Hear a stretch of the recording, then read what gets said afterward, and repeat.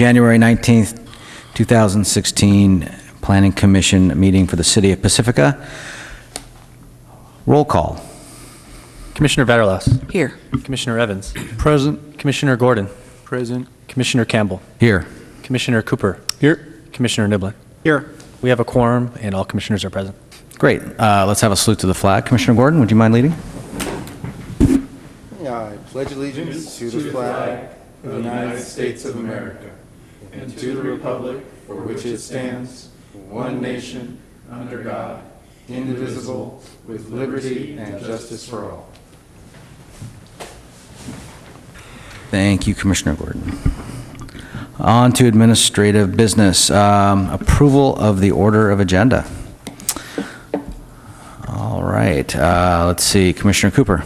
Make a motion to approve the order of agenda. All right. Commissioner Gordon. Second. We've had a motion and a second. Please vote. That passes unanimously.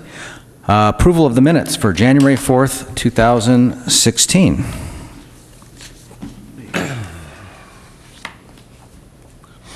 All right, Commissioner Gordon.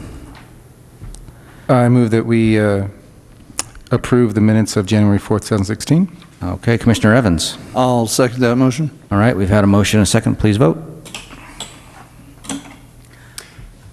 Okay, and I abstained Yes. because I wasn't here for that meeting. thank you very much.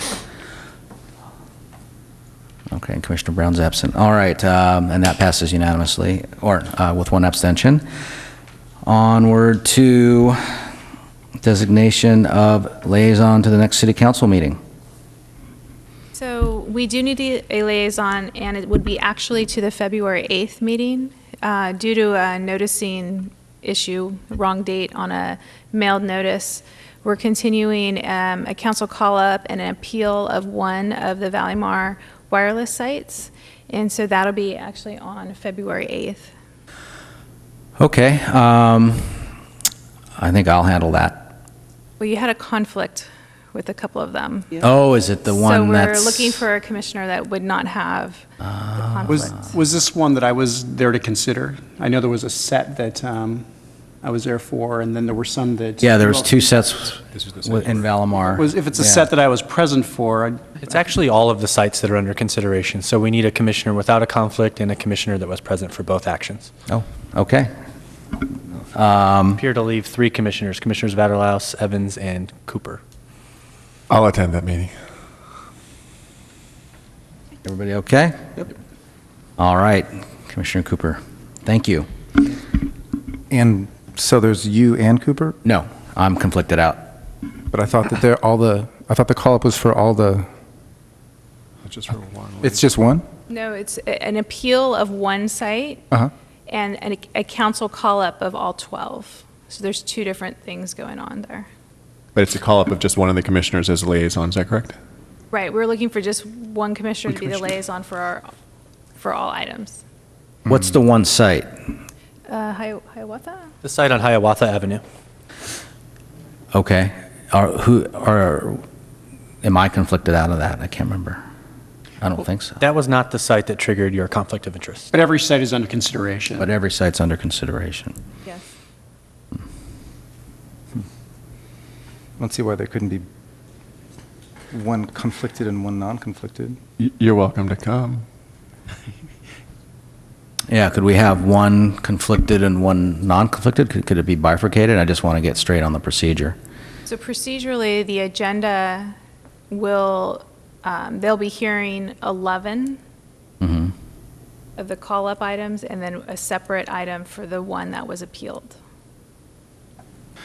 Respectfully, though, since it was a 3-2 vote on the non-conflicted ones, or it was a 3-2 vote on several of them, it might be helpful for the council to have both sides. Well, under the bylaws, even if there is a split vote, the commissioner who is selected to be the liaison can, represent the opinions of both sides. Ultimately, it's the body that made the decision anyhow, so it would really be the one commissioner that ought to speak on behalf of the whole commission and how it acted. I don't necessarily trust the one commissioner to speak on behalf of everybody.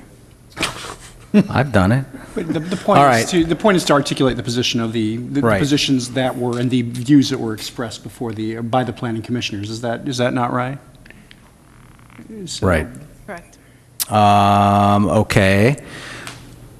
I don't see why we couldn't have two commissioners up there, but I have faith and trust in Commissioner Cooper that he can do that.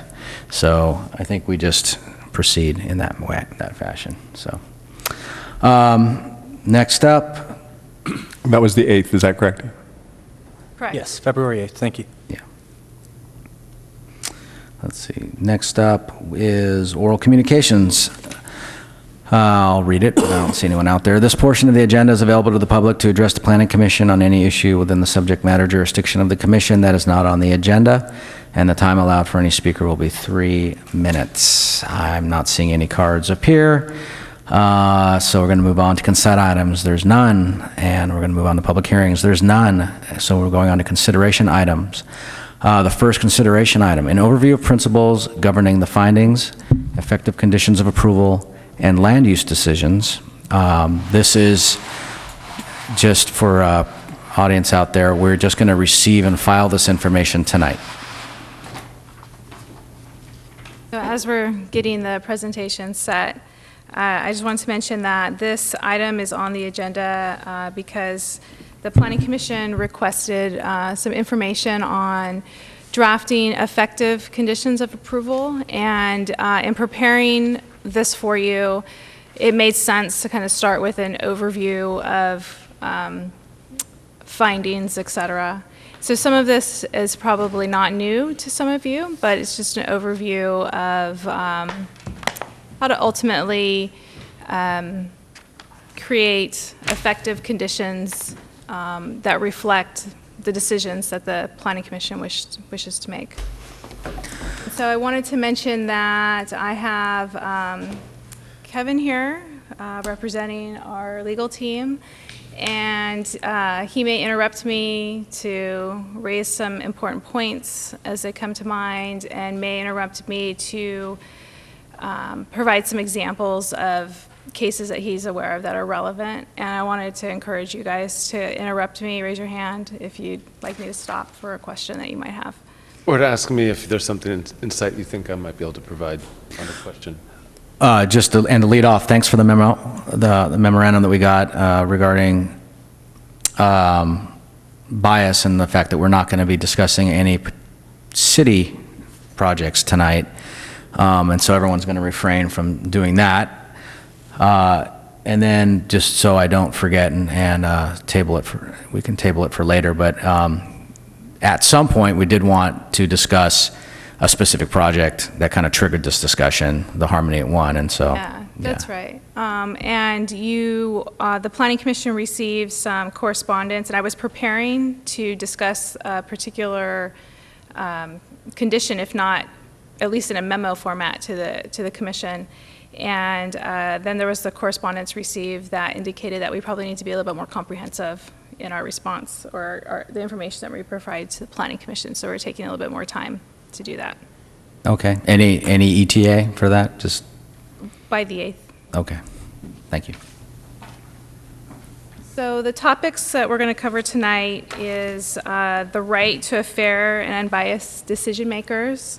We're going to talk about findings, conditions of approval, and nexus and proportionality requirements, and then of course drafting effective conditions. So the Planning Commission is a little different than I think most of our other commissions and committees in the city, in that it serves in a quasi-judicial capacity. And what that means is that it needs to make an objective and unbiased decision using the record, the information that's put before it, and the information that you have, or the ordinances and city policies that you need to uphold. And I'll just interrupt there already, if you don't mind. I mean, that really is when you're considering a particular project and what to do with the project. When you're considering broader policy implications across the city, code amendments, general plan updates, things like that, you're acting more in a quasi-legislative capacity because you're thinking of rules in that instance. But when you're trying to decide what rule to apply to a particular property, that's what's considered quasi-judicial. And sometimes it's called administrative, but it's better to say quasi-judicial when you're applying a rule to facts, quasi-legislative when you're talking generally about policy, general plan amendments, ordinances, the like. So, Planning Commission must, of course, be and appear to be fair and impartial. So there's various impermissible bias that could impact the commission.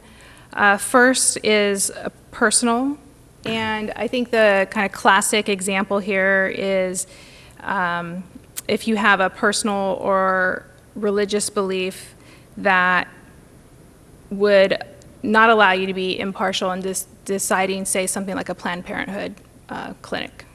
So kind of a classic example of where personal bias could come into play. The factual bias is where there may have been communication prior to the item being before you, and it impacted you such that you now come to the meeting with preconceived notions or kind of a closed mind to the issue before you.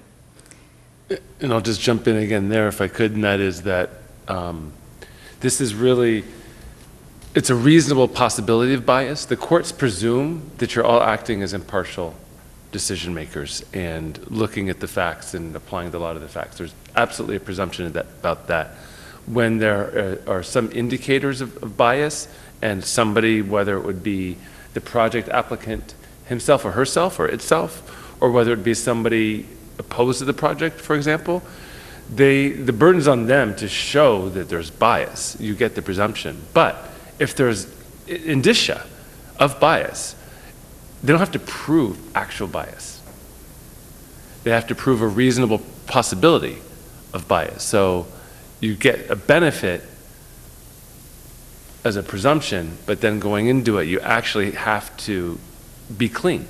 Because if there's evidence that you're biased, that doesn't have to be established as definitive, but it can be shown. Can I ask, Probability. I want to ask a question. So let's say, for example, there's a parcel of land that's undeveloped, and one of the commissioners is interviewed in the paper about it, and they say, well, and there's nothing that's coming down the pike. There's no development plan coming down the pike, but Commissioner A says, well, that land should really stay undeveloped, or boy, that land should really, a hotel should go there, something like that. And then, say, 6 months later, lo and behold, an application comes before us on that plot, on that parcel. Is there an argument to be made that, the person who made that statement should be disqualified because now there's an appearance of bias? No, I wouldn't go that far. I think the reality is that the courts, and I'm thinking of courts, of course, generally, you have to deal with your own bias perceptions in the community for your own relationships and whatnot. But as far as a legal matter, as long as you've not made any definitive statements, the courts recognize that there can be expectations, off-the-cuff comments. Often with council members, they're going to be campaigning. Maybe as a commissioner, you're going to be hoping to get an appointment by making certain statements. But as long as when the project comes before you, you clearly indicate, and if you've made statements in the past, I would urge you to make a statement for the record, that you're going to view that project on the merits of the application. And while you have had expressed some thoughts in the past about expectations for development, you're not foreclosed to considering this project on its merits as presented to you. So you're not handcuffed that you can't speak ahead of time. Right. You want to be reasonable about it. That's the bottom line. Be reasonable, and then judge the project on the merits of what's presented to you in the record before you, not on your preconceived notions. Is that Helps. fair? Yeah, that helps. So as Kevin mentioned, disclosure of any communications that you've had before the meeting could avoid accusation of bias. And we get, your city emails are available online. Occasionally applicants will ask us, can we contact the planning commission? And it's totally up to you guys as to whether or not you decide to meet with an applicant or not. I can say that it should be a one-way communication, so they can provide you some information, but you certainly shouldn't be saying, well, I love your project, I'm going to vote for it, or I hate it, there's no way I'm going to vote for it. And it would be good to, when that project does come before you, disclose at the beginning of the hearing that, you've met with the applicant. And I know some of you have done that in the past. And then lastly, there's financial conflicts of interest. If you get any financial benefit from the project or association with the project. For example, if your spouse works for the applicant. And I think, Kevin, did you have some case law you wanted to share?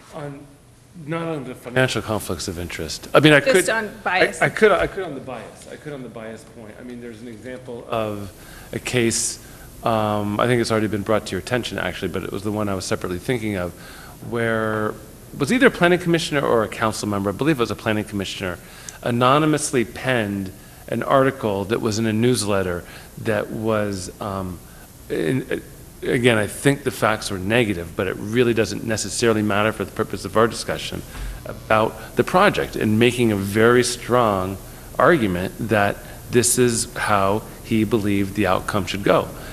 And then the matter came before him at the meeting and acted, and then later on it came out that he had actually written this newsletter anonymously, and those aren't very good bias facts if we're trying to defend the decision. So with respect to financial conflict of interest, I always forget the rule. I know there's sort of a presumption of a conflict if you live within a certain distance. Again, is that? Yeah, there's a 500-foot rule. There used to be, and I don't have all the standards in front of me right now, there used to be sort of a black and white 500-foot rule that basically if you were within 500 feet and there was 1 penny of your financial interest that could be at stake, that was presumed to be a conflict, and then outside it was not. That is still a marking point, the 500 feet, but the test has gotten to be, it's just very squishy. It comes down to a lot of sort of reasonableness type standards, and I don't have the language in front of me now, but if you're within 500 feet of a project, it's best if we get a heads up ahead of it. Right, and if you're outside 500 feet, it shouldn't be a conflict, but if there are facts that would be showing that your property could really appreciate in value because of the way the road will be built and the traffic will flow or the views, or whatever it might be, you don't get a free pass because you're more than 500 feet away. It comes down to the reasonable probability of a financial interest. And it's not necessarily the property that you live in. If you have other property interests, that you own. Right. What about belonging, or previously belonging to an organization that may be involved in something that's coming up or somehow involved with something that's coming before you, but you are no longer in that organization? Yeah, it would be the same. I think that falls within the standard, I'll say, rather than the rule, because it's softer than a rule, that I was articulating before that Commissioner Gordon raised, and that is, what if you've expressed an opinion about a project? And I would say that that's basically the same thing. I would expect, would be in your role as a commissioner, as opposed to your other prior role as an advocate or whatever it was, would just be clear that you'd be ruling on the basis of what's presented to you, and it'd be best to make some record of that. I mean, obviously these statements are somewhat self-serving. You go in there and you say, oh, I'm an honest man, I'm an honest woman, I'm going to look at everything before me objectively based upon the standards. But, I mean, does the court still appreciate that? You can't do much more than that. You can't prove it. But it's good just to say it, and, as they fake it till you make it, right? That's one of the, not that you would fake it, but I mean, that's one of the things. People believe, they act upon what they say. So if you're repeatedly saying that, you're more likely to live up to what you said you were going to do. Thank you. Real quick, I just want to ask our television crew, are you picking up the audio on the, I guess on my left, the three commissioners? Yeah, okay, I just want to make sure the microphones are on. I had one real quick question. Once we make a decision, up here on the Planning Commission, for example, at that point, what freedom is allowed the commissioners to talk about the project? In what would be the context? Let's say an article, like for a newsletter. Yeah, well, one of the risks, I would generally say yes, but one of the risks is that the project will come back to you at some point. And so I would still try to follow the same rules and still live within your role as a planning commissioner, because it could come back to you because of an amendment to the project, or because of a legal challenge, or because it goes up to the city council and they ask for a change. So I try to follow the same rules. Great, thank you. I got another, maybe it's a follow-up question to my earlier question. Let's say, for example,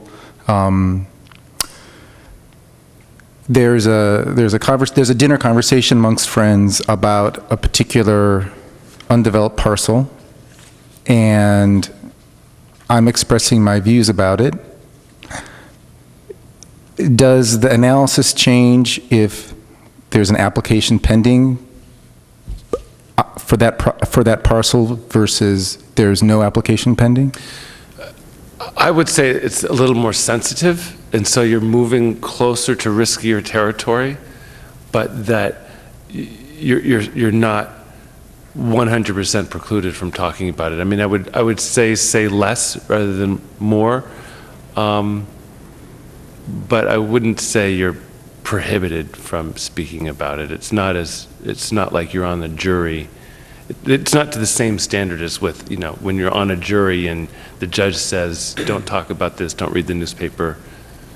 Okay, so let me go a step further. Let's be more concrete, because it's kind of gray for me, and I'm not really, and we are in this situation a fair amount because. And it is gray. It is gray territory. Okay, so maybe you could give an example of, okay, let's go back to the dinner context, and we're talking about a project. I mean, not a project, but, well, a parcel, and there's an application pending to develop that parcel. Can you give me an example of statements that statements that would be okay versus statements that would not be okay? Well, pretty easy to tell you a statement that would not be okay. Uh-huh. That is, I hate this application, there's no way I would approve it.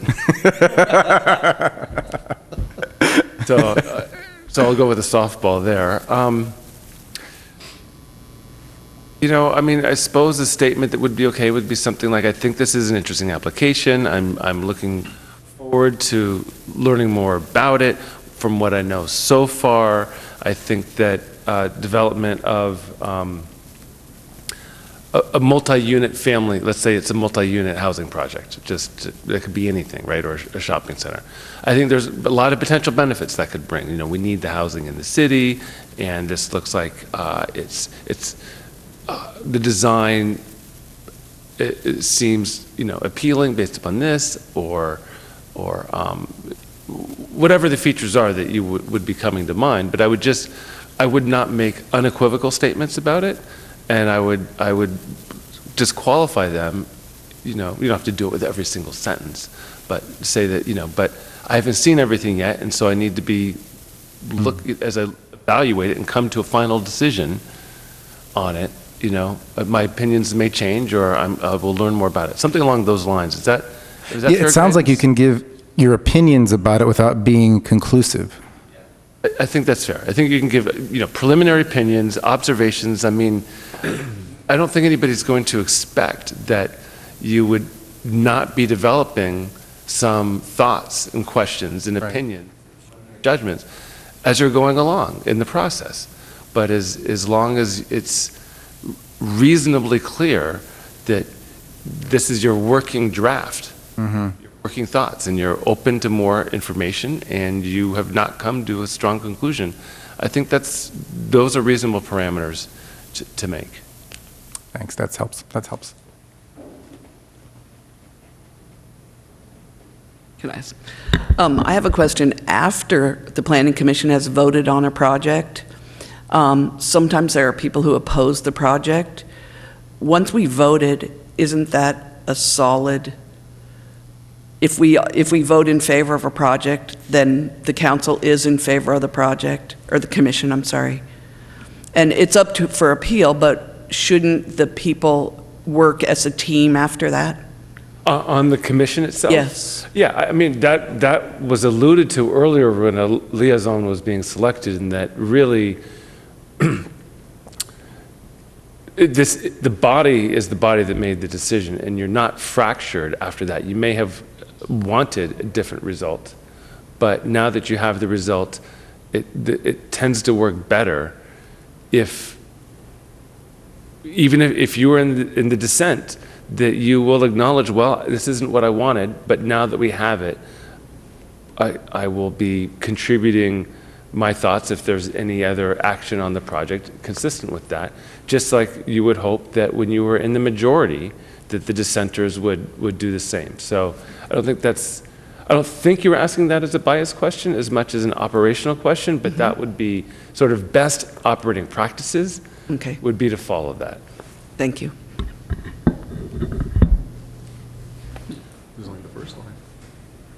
Okay, moving on to findings. So findings are written explanations of why a particular decision was made. So like long division, we're all required to do our work in terms of making findings for our decisions. So you'll see, you probably have seen in our resolutions, findings for not only the land use decision, but also the CEQA decision, whatever that may be.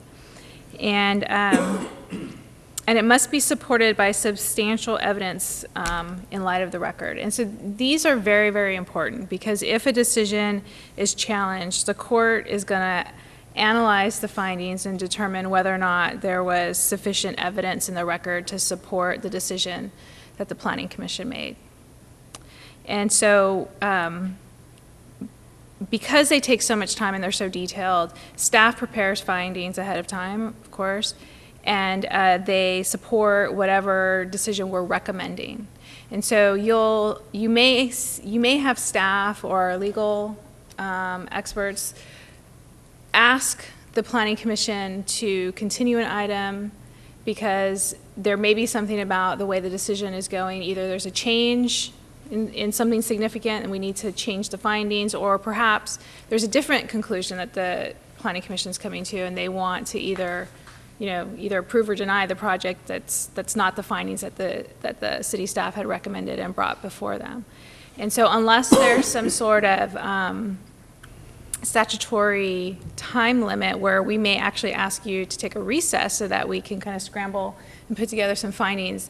If we do ask you for a continuance, know that it's because we are needing to kind of go back to the drawing board and create the findings so that the decision you want to make is fully supported in case there is any appeal to the city council, then subsequent to that, perhaps a legal challenge on the project. Yeah, and I like the show your work and long division analogy that you made, because that's really what it's about. It's the courts have described it as showing the analytical gap between the evidence and the findings and the conclusion. Actually, can I get a sip of water? I have a... I'll get you something that doesn't have my germs in it. I'm just getting over a cold, and then once I get my scratch in my throat, I lose all control.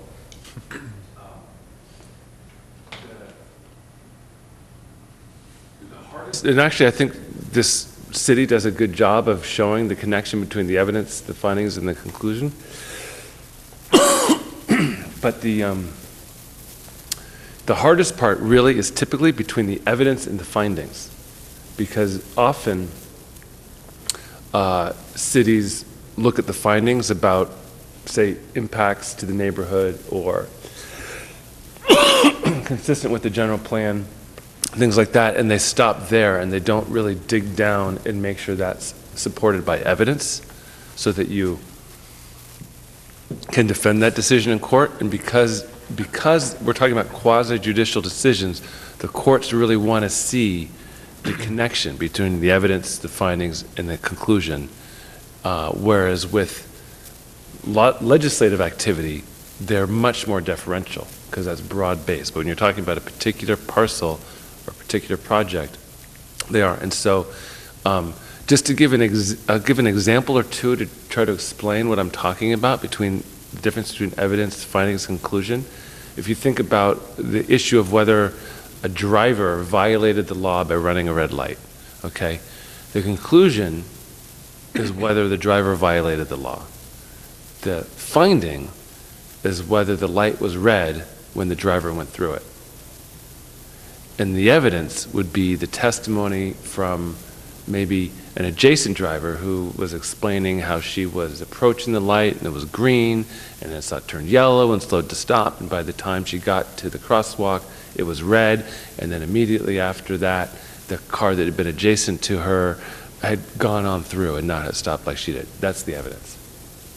So in the land use context, it would be the evidence. I'll go in the reverse order this time. The evidence would be the various testimony about how the project looks, about the size, how many feet tall it is, whether it is consistent in structure and design to other projects in the neighborhood, as far as homes versus businesses versus multifamily home and single family. All that is all the evidence. The finding, you see the findings typically in the ordinance because it'll say to issue a use permit, here's the findings we need to have to do with consistency with the general plan, whether it meets design guidelines, whatever it might be. And then the conclusion is yes or no, whether the project meets the city code, whether it's consistent with the general plan. I've got a question. I think it's directed to Christian and Tina. At what point are written findings made on a particular project that's come before us or that's coming before us? Let's say, for example, a project comes before us. It's an easy one. There's not a lot of deliberation, and we approve it. At what point are there written findings made for the record? So the written findings are made prior to the item coming before the Planning Commission. So they're a part of the resolution. So they're already there. Mm-hmm. Those are typically the whereas clauses. Correct. Yes. And there's a resolution for every project? Yes. And that's got substantive findings about, this is good for the neighborhood and consistent with design guidelines, blah, blah, blah, blah. Yes.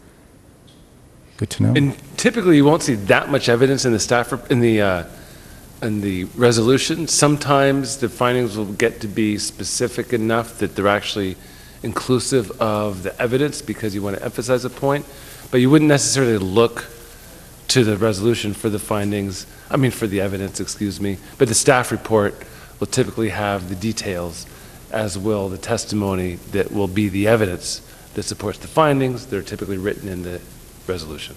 So the staff report you were going to, of course, is part of the evidence that Yes. we rely on. Yes. And I guess the extent to which we're dealing with public comment, to some extent, some public comment is conclusory, some of it is Right. in fact evident. And I guess we're weighing, or it's at least implicitly weighing the credibility Yeah. or the reliability of the evidence as we are dealing with Yes. comment that we receive. And you too, I think, can offer evidence when you're speaking about a project. If you are giving explanations as to how you think the project is visually appealing, just to pick on aesthetics, or consistent with the neighborhood or whatnot, that I think can also constitute, I would certainly use it if we were in court as the evidence is supporting the findings. And unless we see something different, the staff report, we hear something different from staff or council, we're sort of assuming it's on the ponderance standard with respect to things that were required to find in connection with the project. Right. More likely than not, there's.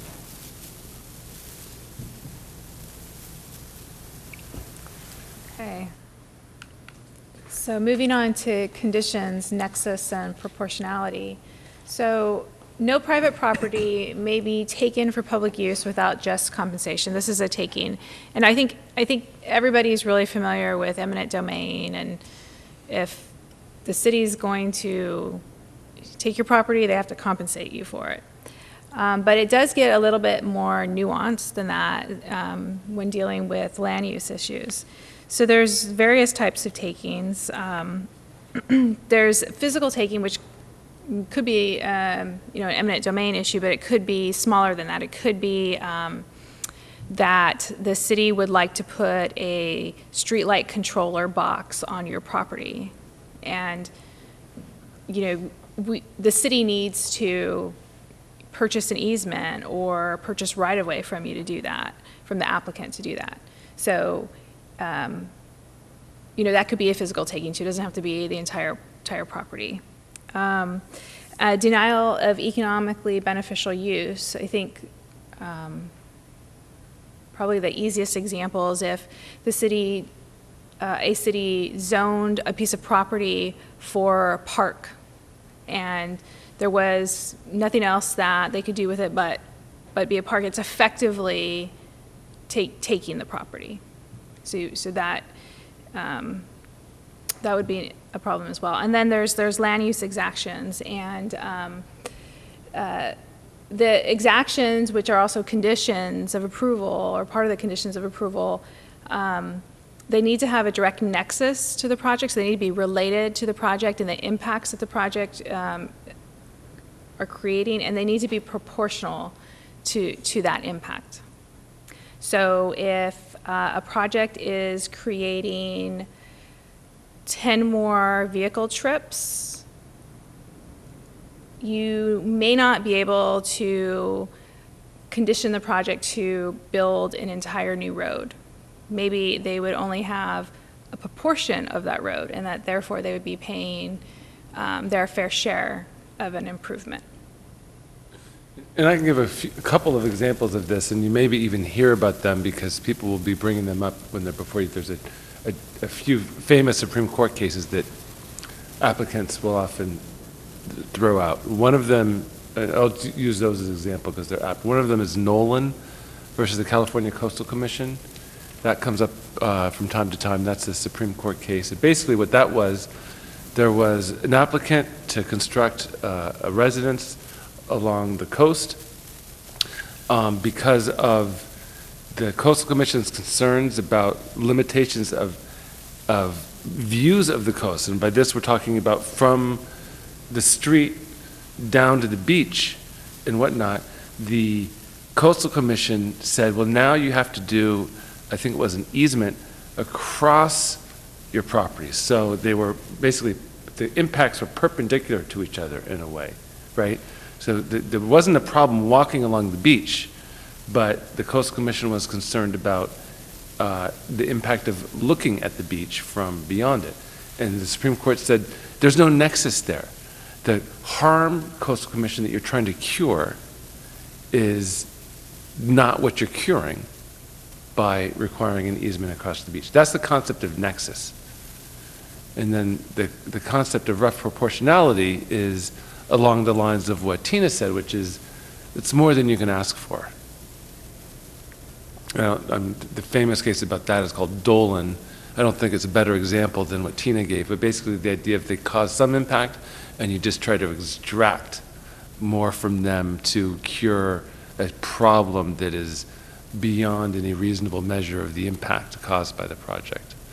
And then Yeah, I think in Dolan, the applicant was required to dedicate property for a bicycle path or easement. yeah, there was also a floodplain issue. Right, and again, getting back to the findings that we just discussed, the city could not show that that requirement was proportional to the amount of additional traffic that they were creating on the street. So there was really no proportionality, and they couldn't show their work as to why they needed that bicycle path, I think it was. And then the other example that came up more recently is this case called Kuntz, and that took place out of Florida. And basically, it was a district in that case, a special district flood control, or it had something to do with water, and they were trying to get the applicant to pay for off-site mitigation. And the applicant said, I'm not doing that. That's not my problem. I'm not creating that problem. And so the agency said, well, then your project's not approved. And there was a question as to, is that a taking in and of itself? And the Supreme Court, in a hotly contested decision, but the majority was able to prevail upon with the conclusion that, well, that in and of itself is, you're denying somebody use of their property by unreasonably saying you must give a money for this mitigation. And so even if you deny the project, if you've denied it in a manner that is basically trying to extract more than you're allowed, that could give rise to a taking. Those are the three principal areas to be cognizant of in this context. These aren't all conditions. These are conditions where you're taking a property interest, so to speak. So when drafting conditions, staff will consider the impact that the project is having on whatever issue we may be trying to address with the condition, whether or not it's visual impacts, traffic, noise, et cetera. Does the condition serve a legitimate public interest? What's the relationship between the impact of the development and the condition? How do they relate to one another? And are they proportional? Are they on par with one another?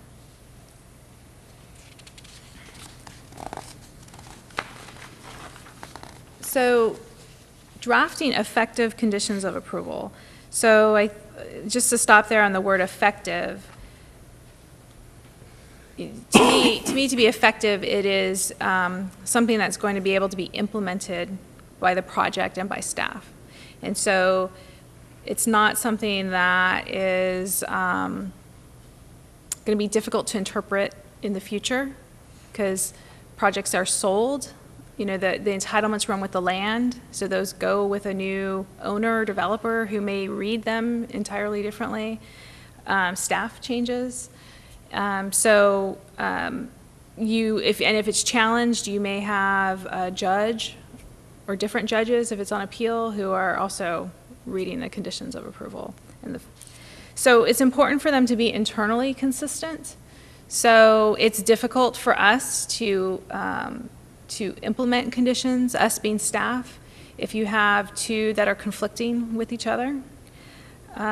Make sure that the language is clear and specific, and leave discretion to future staff where you want to leave discretion to future staff.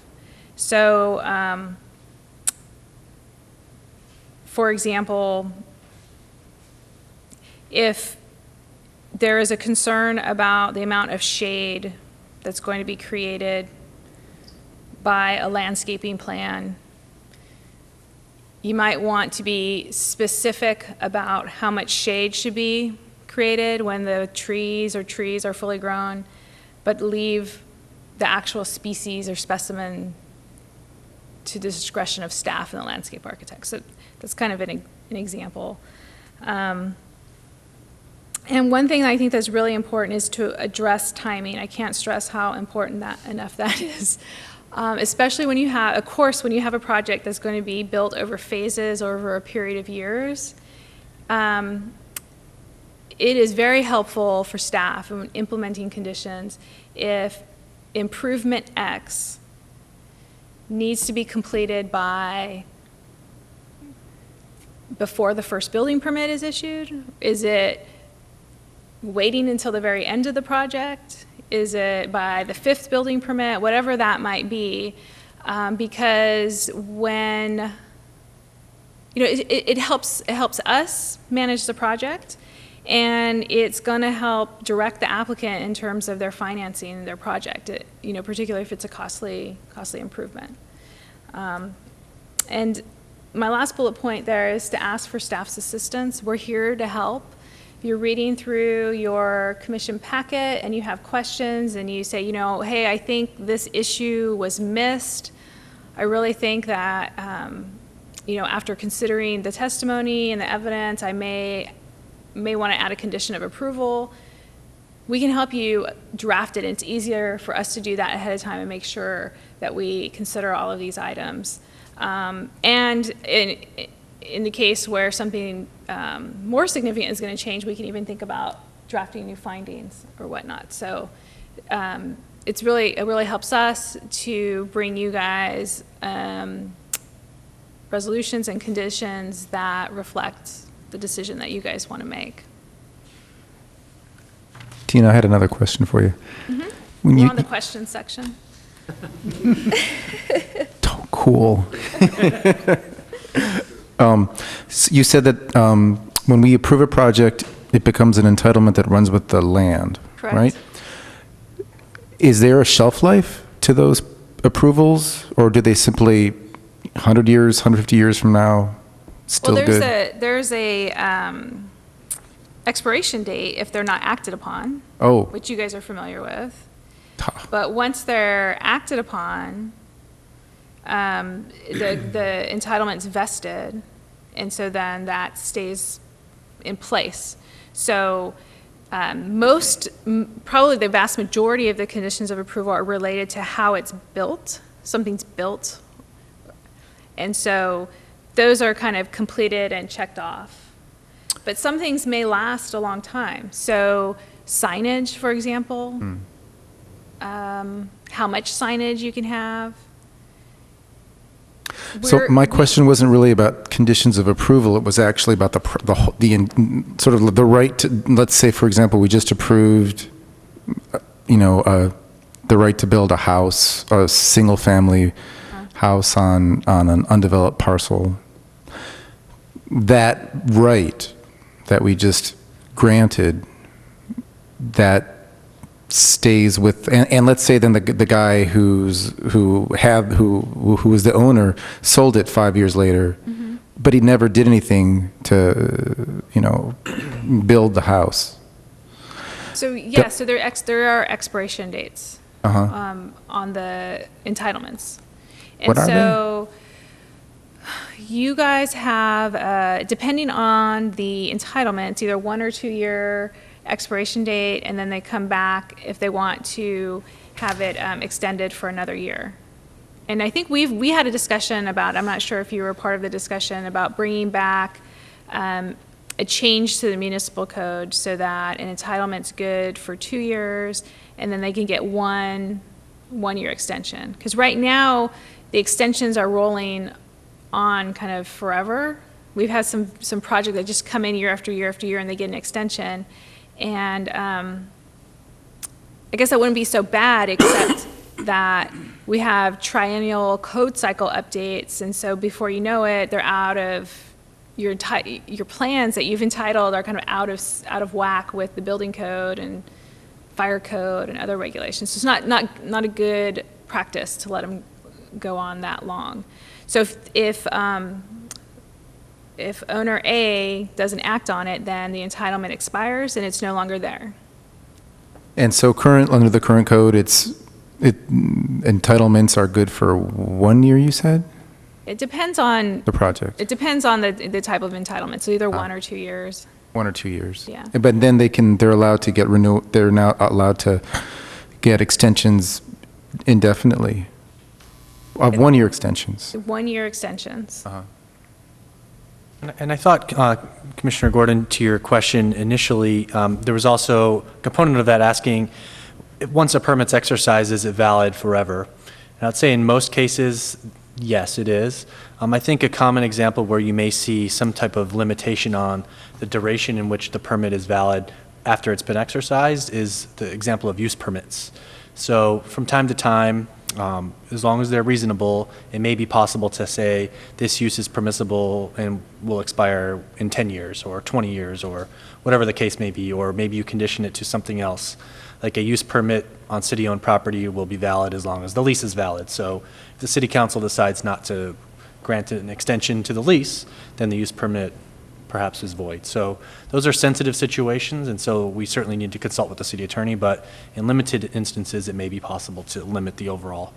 And I've seen that with billboards, for example, use permits for billboards can go up for a period of time. The courts have not allowed such limitations as readily, and some would say don't allow them with, for example, a business. You give a use permit to a business to open, invest, build out tenant improvements and starts operating a bar. And then later on, the city says, we don't want you to operate your bar anymore. We think it's expired. You're not going to have as much success with that.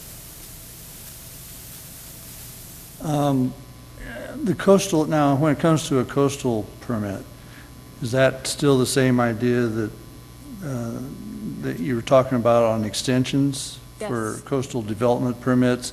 They're automatically, but then they have to come back a year later for another approval from us? They can be extended, and so they would currently they would need to come back annually to get an extension from the Planning Commission. Thank you.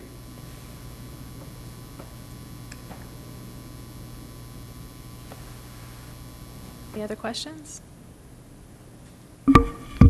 No, it doesn't look like it. I think you've thoroughly covered the topic, and I just want to thank Kevin for being here. He was super more successful with his input. thank you so much. Thank you very thanks much. It was great. for coming. That was really informative and very much appreciated.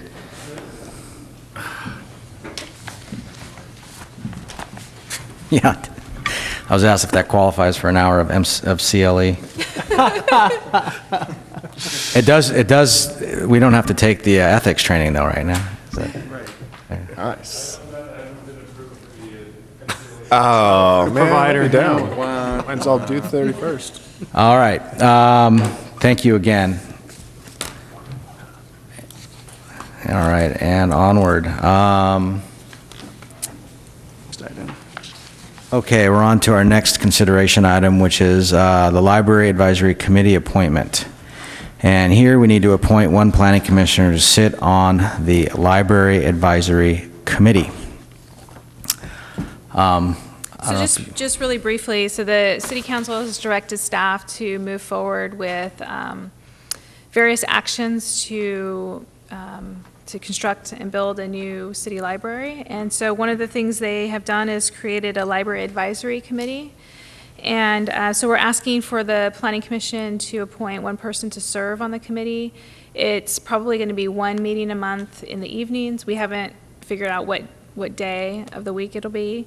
But the committee will serve in an advisory capacity to staff and will assist in making recommendations to the City Council regarding the project and also facilitate communication with the community at large.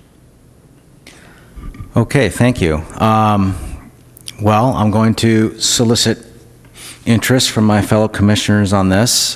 Spoiler alert. I can't say that word. Spoiler alert. I'm interested, but I definitely want to open it up, see who else is interested as well. Sue? Okay, we have Commissioner Vaterlaus. Any other commissioners? I pass on to Sue or either one of you. Well, I'm sorry, I was going to also, I'm interested in it too, but Okay. I will also pass on to whoever's we choose, or I'm not sure of the process on this, or. You're willing to defer a nomination, you know? Yes. Thank you, thank you. Official words, yes. All right, anyone else? I don't have any interest myself, but I'd sure be interested to hear sort of the nature of your respective interests and what you bring to it. I'm so glad you asked. Because it will bring some Will bring tears to my some order to this. Okay, well, let's start off with Sue. Sue. I previously served on the Library Foundation for several years before this, and so I have a definite interest in the library and proceeding forward, and I'd like to serve on this committee. Thank you. Okay, Commissioner Evans. She trumps me, I'm sorry. No, I think that's a good qualification personally. That is a good qualification. Commissioner Nevlin. Is that I'm in awe of the experience. That's all I wanted to say. Very good. Yeah, I was interested just having been on the planning commission for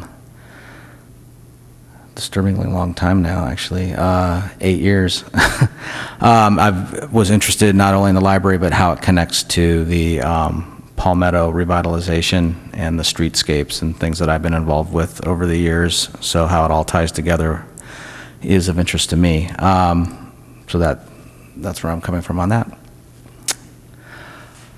Well, I think we have a vote. I guess we could just have a vote. Well, I'd like to move Commissioner Varoas in her nomination as the Planning Commission's representative to the library, Pacifica Library Advisory Committee. I'll second that motion. Okay, so we probably should have a show of hands or something, so we don't, let's see, we have 1, 2, 3, oh, yeah, 4. Sorry. Oh, that's all right. Sure. All right, that's it. Congratulations, you are supremely qualified. So congratulations on that, and staff, please note that. Yes. I don't know if there's anything else we need to do there. All right, onward. Communications, commission communications. Fellow commissioners, anyone? Nothing for me, thank you. Staff communications. Just really quickly, the city clerk is now recruiting for the Commissioner Brown's open position and also 2 expiring terms, I believe. Wanted to let you guys know that the coastal development permit for the demolition of 320 Esplanade was appealed to City Council. So I don't have a date yet, but that'll be on one of the next agendas for a liaison, but I wanted to make you aware of that.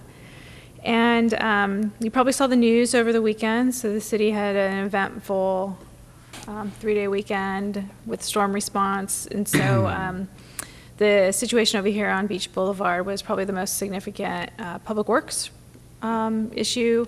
We've also been monitoring the various private properties, but so far no emergency CDPs issued this past weekend, but we are monitoring some properties, and one was yellow tagged over the weekend. So there's a lot of bluff activity going on out there. Is the pier still, I know there's a piece that was broken out or damaged on the pier itself. Is that still down? Yes, that's my understanding. Thank you. Well, I guess I have a question. At what point does this apartment building on Esplanade become such a hazard to where the city would need to take it down irregardless of public input? So we do have geotax monitoring it, and if we need to, we can take emergency action. We hope not to have to do that. But we are monitoring the situation closely. I mean, I just worry about the public underneath that building. I mean, that is not something you could probably run away from, so. thank you. Any other questions? Okay. All right. We have come to the point of adjournment. Commissioner Gordon. I will move to adjourn this meeting. Commissioner Evans. I'll second that motion. We have had a motion and a second. Please vote. And that passes unanimously. Thus concludes this meeting. Thank you. Thank the members of the audience for coming.